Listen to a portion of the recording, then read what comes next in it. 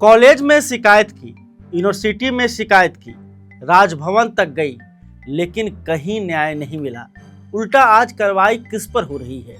मेरे ऊपर। यह कहना है पटना यूनिवर्सिटी की एक महिला काउंसलर का, जिन्होंने अपने ही एचओडी पर यौन उत्पीड़न के गंभीर आरोप लगाए हैं। आखिर बिहार की सबसे प्रतिष्ठित पटना यूनिवर्सिटी में ऐसा क्या हुआ कि एक महिला को इंसाफ मांगने के लिए 7 महीने तक भटकना पड़ा, फिर भी न्याय नहीं मिल रहा। आइए पूरा मामला समझते हैं। पटना कॉलेज की महिला काउंसलर का आरोप है कि साइकोलॉजी विभाग के एचओडी डॉक्टर उदय शंकर लंबे समय से उनका यौन उत्पीड़न कर रहे थे। उनका कहना है कि पीएचडी में एडमिशन और नौकरी परमानेंट कराने का भरोसा दिया गया। इसके बाद उन्हें बार बार चैम्बर में बुलाया जाता था, घंटों बैठाकर रखा जाता था, गलत तरीके से छूने की कोशिश की जाती थी और जब उन्होंने इसका विरोध किया तब उनके साथ गलत व्यवहार किया गया।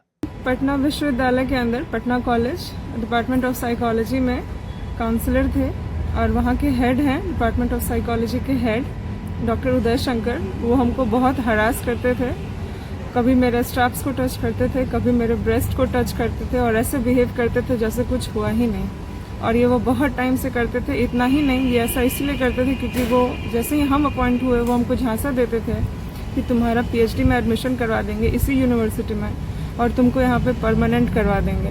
ऐसे ऐसे वो बहुत सारी चीज़ें मेरे साथ करते थे। मेरा हाथ पकड़ लेते थे, अपने चैम्बर में बिठा कर रखते थे बहुत देर तक और मेरे साथ गलत गलत चीज़ें करते थे। महिला आगे दावा करती है कि उन्होंने सबसे पहले कॉलेज प्रशासन से शिकायत की, फिर पटना यूनिवर्सिटी के अधिकारियों से गुहार लगाई। जब वहां भी सुनवाई नहीं हुई तो राजभवन तक पहुंची, लेकिन 7 महीने बीत जाने के बाद भी उन्हें न्याय नहीं मिला। उनका आरोप है कि आरोपी प्रोफेसर पर कार्रवाई करने की बजाय उन्हें ही परेशान किया जा रहा है। इस चीज़ को हुए 7 महीने से ज़्यादा हो गए हैं। हम कॉलेज को कंप्लेन किए हैं, यूनिवर्सिटी को कंप्लेन किए हैं, राजभवन में कंप्लेन किए, कहीं से भी कुछ सुनवाई नहीं हो रही है। महिला का कहना है कि जब वो अपना एक्सपीरियंस सर्टिफिकेट लेने कॉलेज पहुंची तो उन्हें सर्टिफिकेट देने से साफ मना कर दिया गया। कारण बताया गया कि उनके खिलाफ ही कार्रवाई चल रही है, यानी शिकायत करने वाली महिला खुद कटघरे में खड़ी कर दी गई। जब हम अपना एक्सपीरियंस सर्टिफिकेट लेने पटना कॉलेज के प्रिंसिपल के पास गए तो वो हमको ये कहकर मना कर दिया कि तुम्हारे ऊपर कार्रवाई चल रही है तो तुमको कोई एक्सपीरियंस सर्टिफिकेट नहीं मिलेगा। प्रीता आगे आरोप लगाती है कि जिस प्रोफेसर पर यौन उत्पीड़न के आरोप है उन्हें हटाने के बजाय कॉलेज का प्रोक्टर बना दिया गया।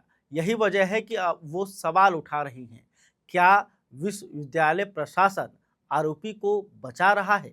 लेकिन उनको कॉलेज का प्रॉक्टर बना दिया गया है, जबकि कार्रवाई उनके ऊपर चल रही है, मेरे ऊपर नहीं। महिला का कहना है कि पिछले 7 महीने से वो लगातार मानसिक तनाव में है, एंजाइटी से गुजर रही हैं। इसका असर उनकी पढ़ाई पर पड़ा, कई परीक्षाएं छूट गईं।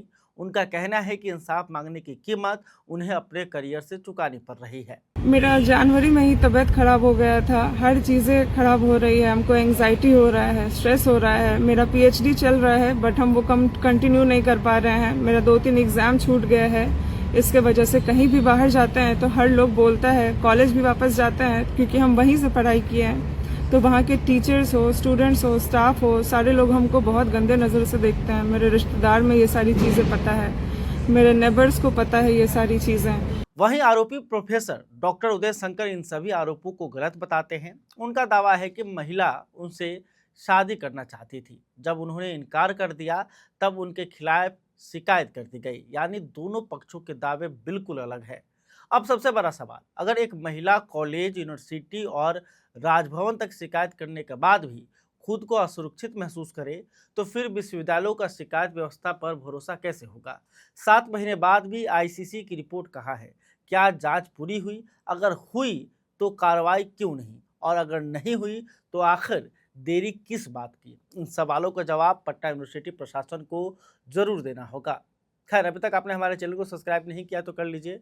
इस खबर को लेकर आप क्या सोचते हैं, कमेंट करके बताइएगा।